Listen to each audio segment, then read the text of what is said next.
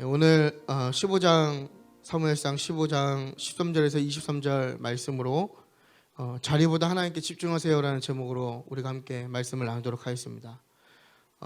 사람들에게 그 교회에 가는 이유에 대해서 그 조사하는 그 연구 결과가 교회 성장에 관련된 책들이나 이렇게 설문조사 기관을 찾아보면 엄청나게 자주 활용되는 자료입니다. 그래서 이렇게 중복돼서 보게 되면 왜 현대의 교인들이 교회를 가는가에 대한 그 답을 얻을 수가 있는데요. 우리가 생각하기에는 되게 신앙적인 이유로 교회에 많이 출석한다라고 또 교회 간다라고 얘기하지만 사실 그런 신앙적인 이유보다 그 외적인 다양한 이유로 교회에 오는 사람들이 생각보다 많이 있다라는 것을 이제 저는 뭐 그런 책들이나 여러 연구 결과로 조사로 접하게 되는 것입니다. 그러니까 우리가 생각하기에 단순히 그냥 교회에 가는 이유를 얘기하면 하나님을 믿는 것이라고 말할 수 있지만 보다 많은 사람들이 하나님을 믿는 것 외적으로 더 중요하게 생각하는 각자만의 어떤 이유들로 다양한 이유들로 교회에 온다라는 것이죠. 그러니까 이러한 현상이 우리에게 보여주는 게 뭘 의미하냐면 교회를 출석하는 것과 하나님을 믿는다는 것은 다르다라는 것을 우리에게 지금 시사하고 있는 겁니다. 그러니까 다르게 좀 표현하면 신앙생활을 하는 것과 교회에 출석하는 것은 차이가 있다라는 것이죠. 그러니까 우리가 단순히 교회에 이렇게 몸을 담그고 있고 내가 교회에 발을 들인다고 해서 그게 신앙생활을 하는 것이 아니라 보다 신앙생활이라는 것은 다른 의미로 접근해 볼 수 있다라는 것입니다. 그래서 내가 지금 하고 있는 게 신앙생활인 건지 아니면 단지 교회에만 출석하고 있는 것인지는 우리가 무엇을 통해서 확인할 수 있냐면 바로 목적에 맞게 내가 지금 행하고 있는지를 점검하면 우리가 그 답을 얻을 수 있을 것입니다. 그러니까 교회에 오는 목적이 무엇일까요? 우리가 이걸 먼저 생각해야 되겠죠. 그리고 그 교회에 오는 목적에 맞게끔 내가 지금 행동하고 있다면, 행하고 있다면 나는 신앙생활을 하고 있다라고 우리가 이야기할 수 있다라는 겁니다. 그러니까 생각보다 많은 사람들이 교회에 여러 가지 이유로 오거든요.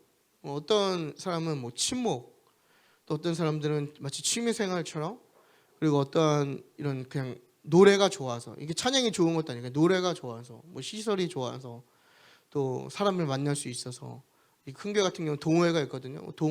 건전한 동호회 활동을 할 수 있어서, 또 어떤 배움이 있어서, 뭐 다양한 이유들이 있는데 이제 사실 많은 내용들이 사실은 뭐 부수적인 어떤 선택의 조건이 될 수는 있겠지만 교회에 오는 목적은 아니지 않습니까? 그러니까 우리가 신앙생활을 하고 있는지 안 하고 있는지는 바로 이 목적에 맞게 내가 지금 이 교회 안에서 행하고 있는지, 이 교회에 오고 있는지를 우리가 확인해 볼 수 있다는 겁니다.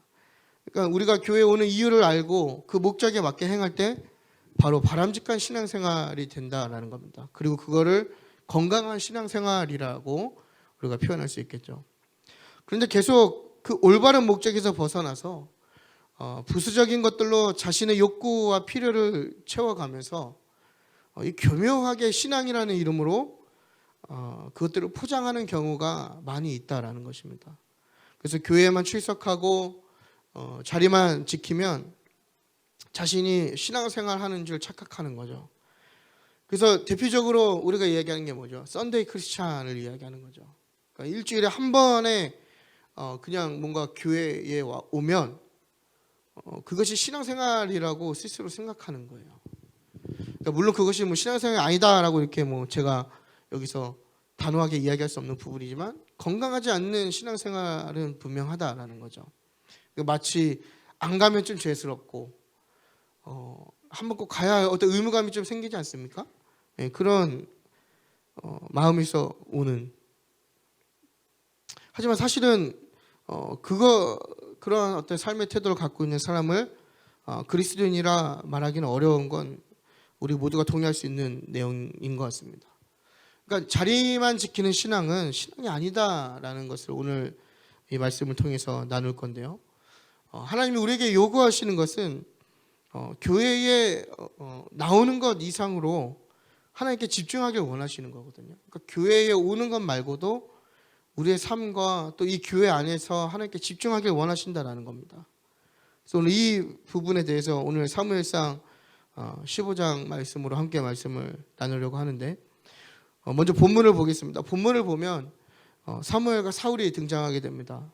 이 두 사람은 서로가 극명하게 대조가 되죠. 선지자인 사무엘은 하나님의 사람이고 하나님의 메신저이고 하나님과의 관계가 민감한 사람입니다. 그리고 사무엘의 모든 삶이 하나님께 향해 있다는 것을 사무엘상뿐만 아니라 사무엘서 말씀을 읽으신 분들은 우리가 모두 알 수 있을 겁니다. 반면 사울은 사무엘과 달리 오늘 본문에서 비로소 하나님께 버림받는 처지가 되는 거죠. 사울이 버림받는 결정적인 이유가 바로 오늘의 어떤 행위 때문이라는 것을 우리가 본문을 통해서 알 수 있는데요. 3절을 보면 하나님께서 아말렉과의 전투 후에 아말렉의 모든 소유를 멸하라고 분명 명하십니다. 그런데 9절을 가게 되면 이 사울이 하나님의 명령에 온전히 순종하지 않고 가장 좋은 것과 기름진 것은 두고 자기가 판단하기에 하찮은 것은 골라서 진멸하였다라고 기록되어 있죠.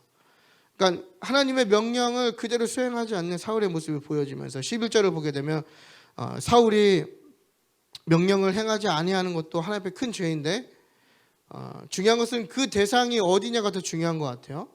아말렉이 어떤 족속이죠, 여러분? 이스라엘과의 관계에 있어서 이스라엘 백성이 출애굽할 때 이스라엘의 후미를 기습한 족속이죠. 그러니까 당시 완전한 전투 어떤 싸울 수 없는 이게 전투 태세를 가진 이스라엘을 상대로 뒤에서 후미를 공격한 기습한 아주 비열한 족속입니다. 그러니까 하나님께서 그 아말렉을 도말할 것을 선언하시고 또 이스라엘 백성에게 영원토록 그들을 진멸하겠다고 명령하신 그 족속이지 않습니까? 하나님의 원수되는 또 하나님을 대적한 족속이 바로 이 아말렉 족속입니다. 근데 그 아말렉을 상대로 이 사울이 하나님의 명령대로 완전히 멸절한 게 아니라 자기가 판단하기에 좋은 것은 남겨두고 좋지 않은 것은 멸절, 진멸한 그 기록이 오늘 나타나게 되는 것이죠.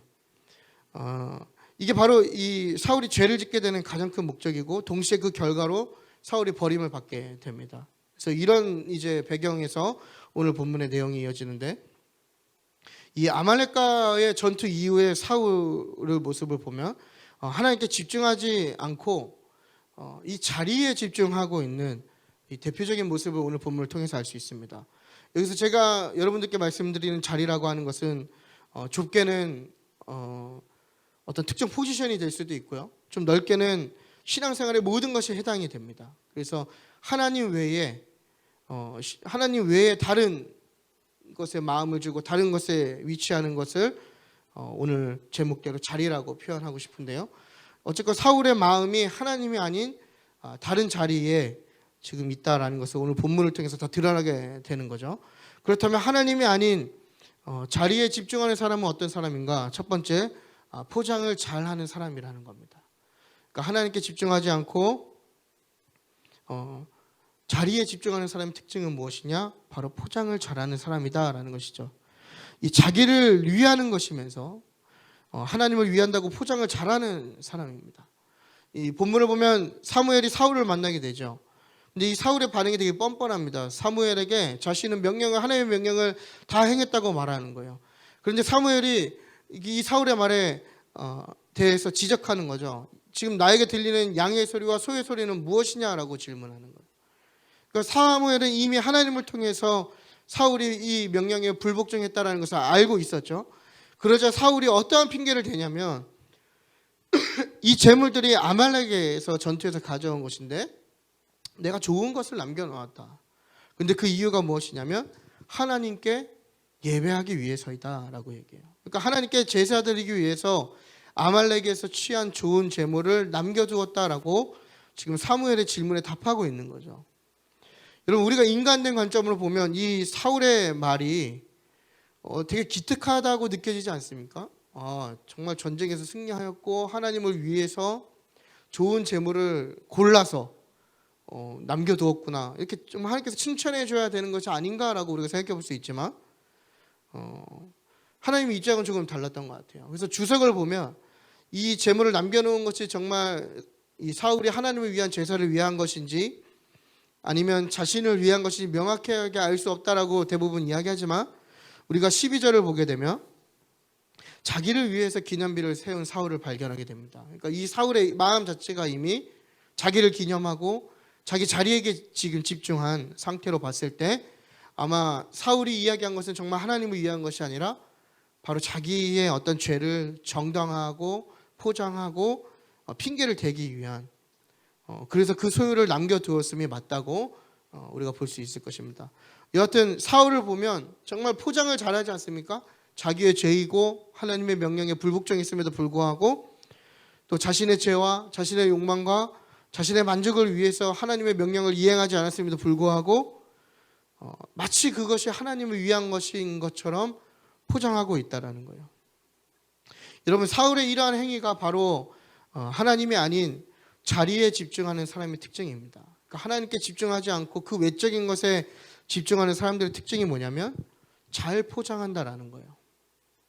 자기를 위하는 것임에도 불구하고 자기를 위해 기념비를 세웠음에도 불구하고 그들의 입과 그들의 어떤 고백은 다 하나님을 위한 것이라고 교묘하게 포장한다라는 거예요. 여러분 제가 늘 말씀드리면 인간을 가장 쉽게 컨트롤할 수 있는 것은 바로 신앙입니다. 그리고 또 인간의 어떤 죄를 가장 정당화시킬 수 있는 것 또한 바로 신앙입니다. 그러니까 분명 나의 행동이 정당화될 수 없고 또 하나님께서 보시기에도 악하고 인간이 보기에도 정말 저것은 떳떳하지 못한 행동들임에도 불구하고 어떤 돌이킴이나 회개가 있는 것이 아니라 그것을 신앙이라 이름으로 우리가 이 교회 안에서 얼마나 많이 하나님 앞에 포장하고 정당화하고 있는지 우리가 이 사울의 어떤 행위를 통해서 우리 스스로를 돌아보기 원합니다. 그러니까 교회 안에서 이런 일들이 얼마나 많이 일어나고 있냐 이 얘기예요. 여러분 교회에서 모든 걸 허용할 수 있는 세 가지 단어가 있는데요. 비전과 하나님의 뜻과 하나님의 응답이라는 얘기예요. 우리가 아무리 많은 죄를 짓고 부도덕한 일을 하고 정말 나의 이익을 취해도 이것이 비전이라 얘기하고 하나님의 뜻이라 얘기하고 하나님의 응답받았다 얘기하면 다 허용되는 말인 거예요. 우리가 이 세 가지 단어들을 통해서 얼마나 개인적이고 얼마나 이기적으로 개인의 필요와 욕구를 채우면서 자기를 위하는 것임에도 불구하고 스스로가 얼마나 정당화시키고 있으면서 또 우리의 죄악됨을 지금 우리가 포장하고 있는지 이 사울을 통해서 돌아봐야 한다는 겁니다. 다 정당화되지 않습니까? 그럼 비전 하나면 다 되는 거예요. 나의 어떤 만족과 이익을 위해서 일을 벌리더라도 그것이 하나님 주신 비전이다 얘기하면 그게 마치 하나님의 뜻인 것처럼 되는 거예요. 내가 죄를 지었고 내가 부도덕한 일을 행하고 내가 윤리적으로 타락해도 그것이 하나님의 응답이라고 얘기하고 그것이 하나님의 뜻이라고 이야기하면 그게 다 정당화되는 거예요. 신앙이나 이름으로 다 정당화되는 거죠. 얼마나 우리가 우리의 삶을 포장하고 거짓으로 숨기고 하나님 앞에 죄악된 모습으로 나아가고 있냐라는 거예요. 그런데 여러분 인간은요. 인간을 속일 수 있지만 중요한 것은 마음을 감찰하시는 하나님은 그것을 정확하게 보신다라는 거예요. 이게 진짜 하나님의 비전인지 이게 진짜 하나님의 응답인지 하나님의 뜻인지 인간을 속일 수 있지만 하나님은 속일 수 없다라는 거예요. 왜냐하면 하나님은 그 마음을 감찰하시기 때문인 거죠. 하나님께서 사울을 버리신 이유는 명령을 불복종했기 때문이라고 우리가 흔히 얘기하지만 맞아요. 하나의 원인이 될 수 있겠지만 진짜 문제는 뭐냐면 사울의 마음이 이미 하나님을 떠났기 때문인 거예요. 그러니까 하나님께 집중하지 못하는 사울, 하나님이 아니라 하나님 외에 다른 자리들에 집중하고 그것에만 안주했던 사울의 마음을 하나님이 보셨기 때문인 거예요. 하나님은 항상 마음을 보시거든요. 여러분 성경을 잘 읽어보시면 하나님이 누군가를 버리고 누군가를 택하실 때는 그 사람의 행위나 어떤 말이 아니라 그 사람의 마음을 보시는 겁니다. 그러니까 우리가 이 사울을 통해서 알 수 있는 건 뭐냐면 하나님은 다 아시는 분이다라는 거예요. 그분 앞에서 우리가 그 무엇도 감출 수가 없고 숨길 수가 없는 거죠. 우리가 아무리 열심으로 포장하고 신앙 이름으로 포장해도 하나님은 그 실체를 다 아신다라는 거예요. 그래서 여러분 우리가 교회 안에서 건강한 신앙생활하고 신앙인이 되기 위해서는 아까 서두에 말씀드린 대로 교회에 오는 올바른 목적에 맞게 행동하면 되는 거예요. 그것을 계속 포장하려고 하면 그게 하나님께 집중하지 못하고 하나님 외의 것을 집중하는 사람이 되어가는 것을 우리가 경계해야 되는 것입니다. 그래서 예배도 마찬가지인 거죠. 예배에 참석한다고 해서 자기가 믿음이 좋다고 스스로 포장하지 말아야 돼요. 우리는 다 예배 자리에 어떻게 앉아 있으면 그것이 굉장히 나의 믿음이 좋다라고 포장하잖아요. 스스로가 사람들에게 포장하고 또 하나님 앞에 떳떳하게 나아가잖아요. 자리에 있는 것보다 더 중요한 것은 뭐냐면 나의 중심이 하나님을 향하고 있느냐 아닙니까? 예배의 가장 핵심은 그거잖아요. 이 안에 하나님과 나와의 교통이 있냐라는 거잖아요. 내가 하나님과 정말 함께 집중하고 있는가? 아까 기도한 대로 내가 하나님께 정말 영과 진리로 예배하고 있는가? 여전히 몸은 이곳에 있지만 나의 생각과 나의 마음은 하나님께 향하는 것이 아니라 나의 삶의 걱정과 염려와 나의 감정적인 요소들이 나를 지배하고 있는 게 아닌가? 인간은 알 수 없죠. 인간은 그렇게 앉아있으면 믿음이 좋다고 얘기하는 거예요. 손을 들고 찬양하고 기도 열심히 하는 척만 하면 믿음이 좋다고 인간들은 얘기하지만 하나님은 그 마음을 잘 아신다는 겁니다. 그러니까 우리가 우리 스스로를 포장할 필요가 없는 거예요. 아무런 의미가 없는 거죠. 하나님 앞에 무의미한 거예요. 직분을 이용한 것도 마찬가지죠. 여러분 직분 받는 이유가 무엇입니까? 점점 교회의 직분이 세속화되어 가는 거죠. 마치 하나의 회사의 그룹처럼 어떤 권한이 주어지고 선택권이 있고 발언권이 주어지고 자꾸 직분을 이용해서 나의 소리를 내고 직분이 그런 목적으로 세워진 게 아니잖아요. 교회 질서와 교회를 지키기 위해서 세워진 거잖아요. 오히려 이 직분이 타락하고 세속화돼서 교회에 독이 되어가고 있는 거예요. 하지만 우리는 다 그런 것들 성스러운 어떤 직분 하나님이 주신 것으로 포장하고 다 그냥 하나님 이름만 갖다 붙이면 다 정당화되는 거잖아요. 헌신도 마찬가지죠. 다 하나님을 위해서 정말 하나님 나라 위해서 하는 게 아니라 누군가에게 인정받고 사람들에게 칭찬받기 위해서 다 하는 거 아니에요. 다 목적에서 벗어난 행동들이라는 거죠. 여러분 교제를 한다는 명목으로 이 사람 저 사람 만나면서 마치 고린도 교회처럼 당파를 만들고 내 사람을 만들고 밥 한 번 두 번 먹으면 내 사람이라 얘기하고 편을 가르고 사적이고 부적절한 관계 맺고 이게 오늘날 교회의 모습이지 않냐라는 거예요. 다 이러한 문제가 어디서 일어나느냐? 하나님께 집중하지 않고 자리에 집중하기 때문에 일어난다는 겁니다. 물질을 드리는 것도 도네이션도 마찬가지인 거죠. 하나님을 위하고 하나님 나라를 위한다 얘기하지만 사실상 교회에서 조금 띄워주고 박수치고 잘한다고 하면 그 영광 다 내가 가르치는 거 아니에요. 우리의 마음에 그런 마음이 들지 않습니까 여러분 사실? 그러니까 우리는 말은 다 이렇게 좋게 얘기할 수 있고 하나님 이름을 앞세워서 좋게 포장할 수 있지만 우리가 조금이라도 우리의 마음을 돌보지 않고 경계하지 않는다면 다 자기를 위하여 행할 수 있는 위험에 있다라는 거예요. 근데 사울은 그 위험에 빠진 거죠. 교회 안에서도 마찬가지고 우리의 삶도 마찬가지고 다 내 욕구고 내 선택이고 내 계획이었으면서 우리는 다 무엇을 근거로 자신 있게 그게 하나님 뜻이라 얘기하고 확정하고 과감하게 고백하는지 우리가 진지하게 돌아봐야 됩니다, 여러분. 그래서 우리가 항상 긴장해야 되고 우리가 항상 하나님 앞에 정직하기 위해서 몸부림쳐야 되는 거죠. 그러니까 이 모든 것들이 나의 말과 행동과 나의 고백이 나를 위하여 행하는 것인가 하나님께 물어봐야 한다는 겁니다. 왜냐 하나님은 다 아시기 때문인 거죠. 그러니까 여러분 차라리 하나님의 이름으로 포장하지 말고 우리가 그런 포장할 시간과 노력 시간에 하나님께 나 자신을 정직하게 보게 해달라고 기도하는 게 어떤가라는 생각을 하게 되보는 거예요. 그게 우리가 사울과 다른 삶을 사는 방법이지 않겠습니까? 두 번째는 하나님과의 보여지는 관계에 머무른다는 겁니다. 자리에 집중하는 사람은 하나님과 보여지는 관계에만 머무른다는 거예요. 자리에 집중하는 사람들의 특징은 하나님과 보여지는 관계에만 머무릅니다. 그래서 15절을 한번 볼 건데요. 우리 15절을 한번 다 같이 읽겠습니다. 시작.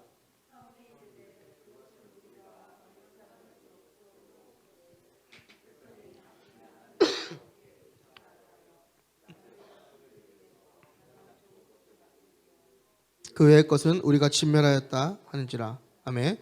여기 15절하고 또 21절을 가보게 되면요. 그 중반절을 보게 되면 당신의 하나님이라는 표현을 사울이 씁니다. 그러니까 그러니까 15절과 21절의 사울의 표현 중에 좀 도드라지는 표현이 뭐냐면 당신의 하나님이라고 지금 표현하고 있는 거예요. 그러니까 나의 하나님이 아니라 누구의 하나님이요? 당신의 하나님. 그러니까 사무엘 너의 하나님이다라고 지금 얘기하는 거거든요. 사실 성경에서 당신의 하나님이라는 표현은 대부분 하나님을 잘 모르는 이방 민족이 쓰는 표현이지 않습니까? 그러니까 이게 지금 뭘 시사하냐면 사울의 영적인 상태를 지금 보여주고 있는 겁니다. 이미 사울의 마음이 하나님을 향해 있지 않고 하나님과 가깝지 않고 하나님과의 관계가 멀어졌다라는 거예요. 그러니까 사울은 이미 그 마음이 하나님께 멀어졌지만 여전히 왕이었고 또 하나님의 백성이었고 이스라엘에 속한 한 사람이었죠. 하나님과 사울의 관계에 있어서 표면적으로 변한 건 없습니다. 그러나 변한 것 한 가지가 있는데 그것이 뭐냐면 보이지 않는 사울의 마음이었다라는 거예요. 그러니까 여러분 우리가 늘 사울과 다윗을 비교하죠. 이 둘의 차이점이 뭐냐면 다윗은 표면적인 관계를 넘어서 하나님과의 깊은 관계로 나아간 사람이라는 겁니다. 다윗은 자기가 큰 죄를 지었을 때에도 하나님과 깊은 관계를 유지하기 위해서 더 한 걸음 나아간 사람이에요. 그러나 사울은 표면적인 관계에 만족하고 머무르고 그 사이 마음이 하나님을 떠나서 자기의 왕됨에 집중하고 또 자기의 자리에 집중하는 사람으로 변질되어 버렸다라는 거죠. 그러니까 이미 12절에 자기를 위하여 기념비를 세우는 그 행위, 그렇죠? 그리고 17절과 또 18절을 보게 되면 이미 사울의 말을 통해서 사울이 자기 자신을 굉장히 지금 높이고 있다라는 것을 우리가 알 수 있는데 사울이 이런 사람으로 변질되었다라는 것을 우리가 주목해 볼 필요가 있다라는 겁니다. 그러니까 사울은 그 사람의 일대기가 하나님과의 보여지는 관계에만 머무르고 하나님과 깊은 관계로 나아가지 못하는 사람이었다라는 거예요. 그러나 여러분 우리가 더 경계해야 될 것은 무엇이냐면 사울이 처음부터 사울의 마음이 하나님을 떠난 게 아니다라는 겁니다. 이게 우리가 더 주목해서 볼 필요가 있는 거예요. 사울은 하나님을 깊이 경험하고 또 하나님의 영에 크게 임한 경험도 있고 예언을 하기도 했고 또 담대하게 이스라엘을 위협하던 이방 족속과 전쟁을 하던 사람이었다라는 거예요.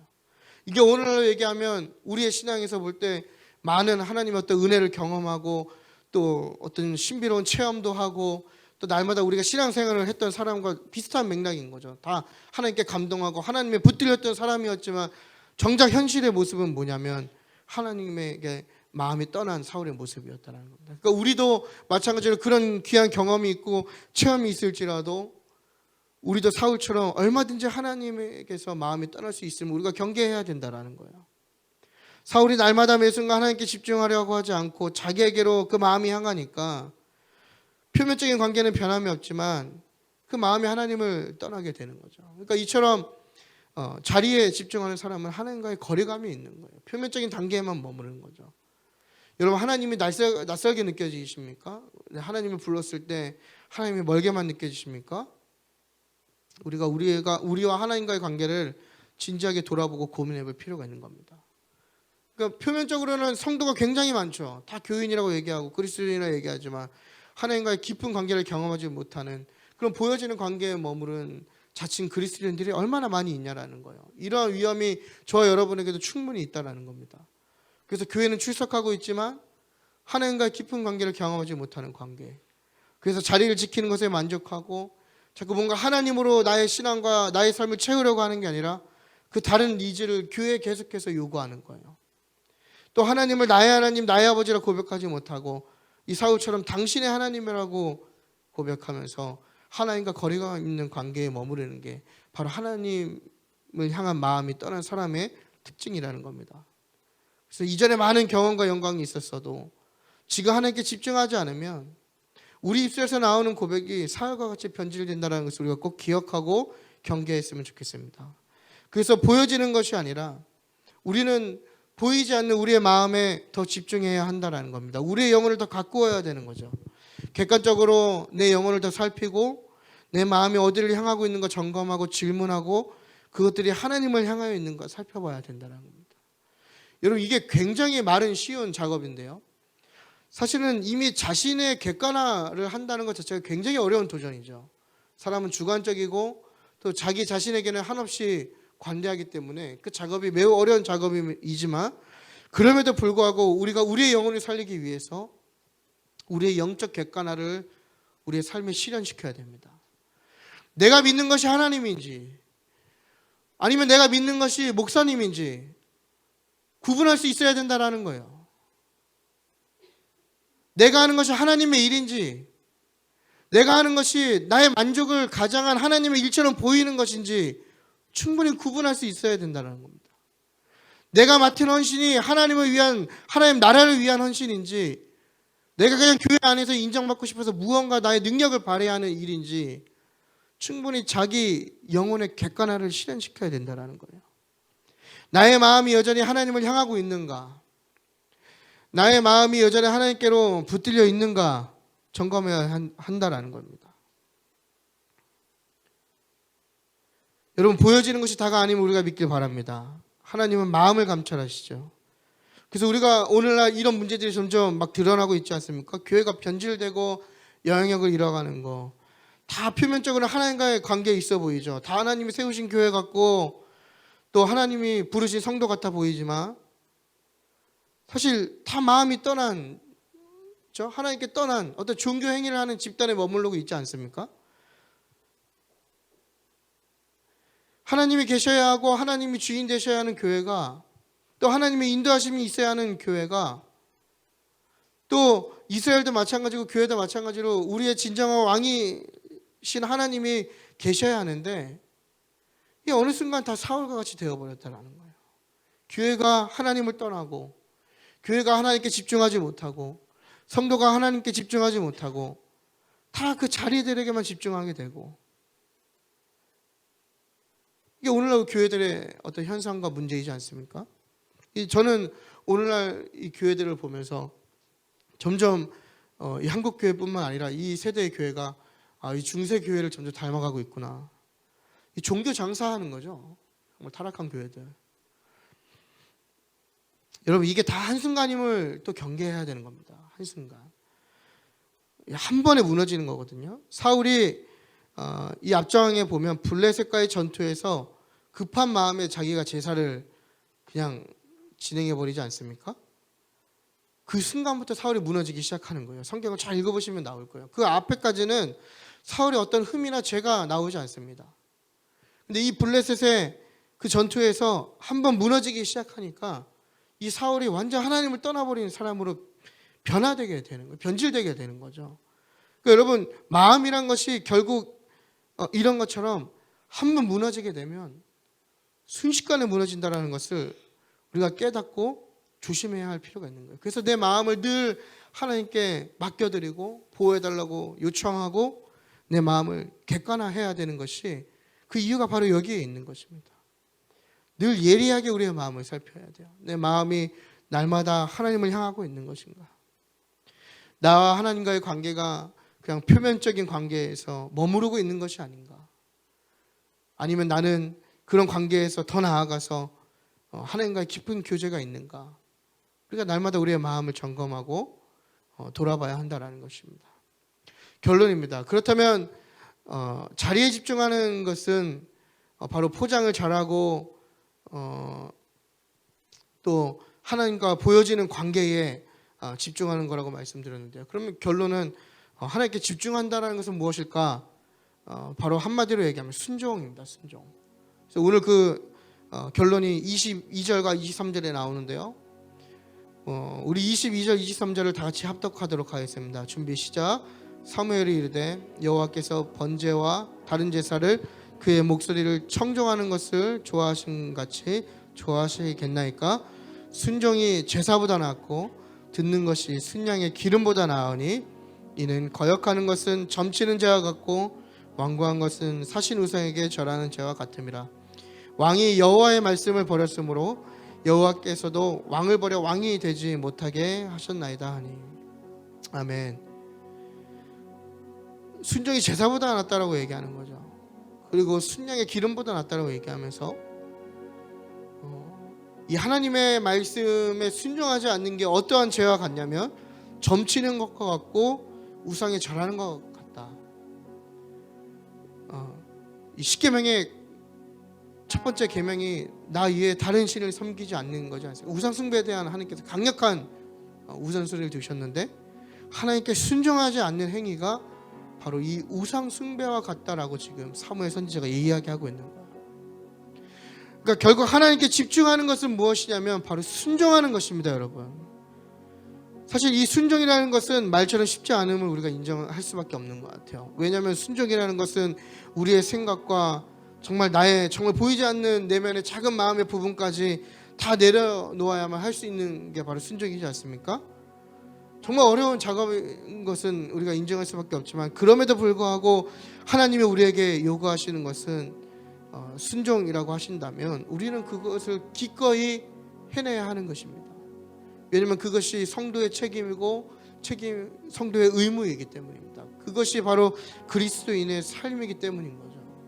그러니까 하나님이 우리에게 요구하시는 것은 어떤 순종, 어떤 제사, 또 이런 것들, 어떤 드리는 거, 기름 이런 것보다 이게 다 뭐예요? 어떻게 보면은 어느 순간 자리에 집착하는 어떤 포인트가 되지 않습니까? 예배하는 것도 좋지만 또 예배 자리를 지키는 것도 좋지만 물질을 드리는 것도 좋고 몸을 드리는 것도 좋지만 또 그것보다 더 중요한 것이 뭐냐면 바로 우리의 삶에 주어지는 날마다 하나님의 음성에 순종할 수 있냐라는 도전을 우리에게 오늘 하고 있다라는 거예요.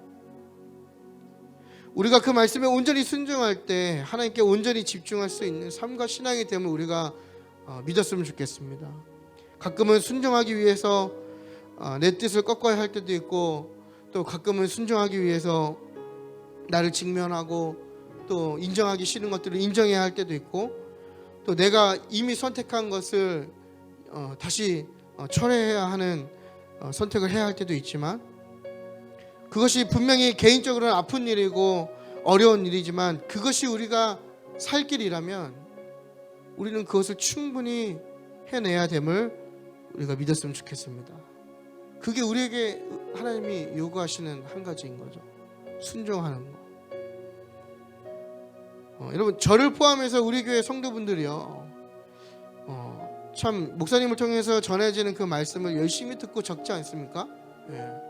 이제 주일날 이렇게 보면은 제가 방송실에 있는데 방송실 안에서도 참 열심히 필기를 해요.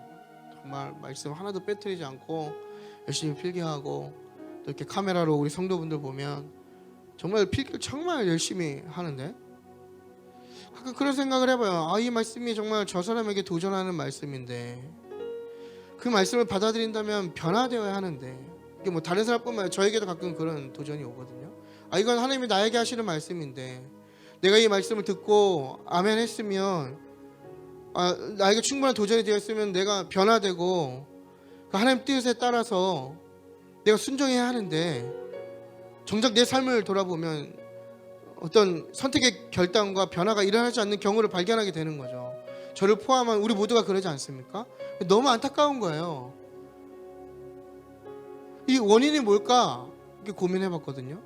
말씀을 그렇게 많이 듣고 많이 헌신하고 많이 예배하고 정말 하나님께 열심히 나아가는데 우리 삶이 변화되지 않는 그 이유가 뭘까 많이 고민해봤는데요. 이게 다 자리에 집중하기 때문이더라고요. 하나님께 집중하고 하나님이 요구하시는 그 순종을 하는 게 아니라 다 보여지는 것에 집중하고 어떤 순종과 결단이 없기 때문이라는 거예요. 여러분 삶이란 게 그러지 않습니까? 삶은 표면적인 게 아닌 거죠. 나와 하나님만이 아는 거잖아요. 누구도 내 삶을 들여다볼 수 없는 거잖아요. 내 마음을 들여다볼 수 없는 거잖아요.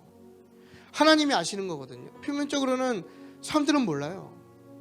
사람들은 그걸 캐치할 수가 없거든요. 그래서 우리가 그것을 너무나 쉽게 그냥 넘기고 있는 게 아닌지, 자기가 편한 대로 자기가 좋은 대로 말씀을 골라서 받아들이는 게 아닌지, 그 결과 사울과 같이 어떤 신앙의 모양은 있고 겉모습은 있지만 어떤 능력도 없고 하나님과 더 가까워질 수 없고 이런 부작용이 일어나는 거 아니겠냐라는 거예요. 자기의 부족함과 자기의 죄를 신앙으로 포장하고 핑계대고 나에게 주시는 그 메시지를 외면하고 그러니까 예수님이 2000년 전에도 오셔서 하신 말씀이 뭐예요? 귀 있는 자들은 들으라 라고 얘기하시는 거죠. 그러니까 오늘날 저와 여러분에게도 주님께서 똑같이 하시는 말씀 같습니다. 귀 있는 자는 들으라는 거예요. 귀 있는 자는 들으라. 여러분, 순종의 시작은 듣는 것부터 시작합니다. 나에게 하시는 그 말씀을 들을 때 시작하는 거예요. 나에게 하시는 그 말씀을 분별하는 게 아니라 빨리 캐치해야 돼요. 받아들여야 되는 거죠. 그리고 들은 그 말씀을 그대로 행해야 하는 겁니다. 사울처럼 판단하고 생각하고 행하는 것이 아니라 그대로 행해야 하는 겁니다. 그대로. 여러분, 하나님께 순종하는 것에는요, 타당한 이유와 생각이 필요하지 않은 우리가 기억했으면 좋겠습니다. 그대로 행하는 것이죠.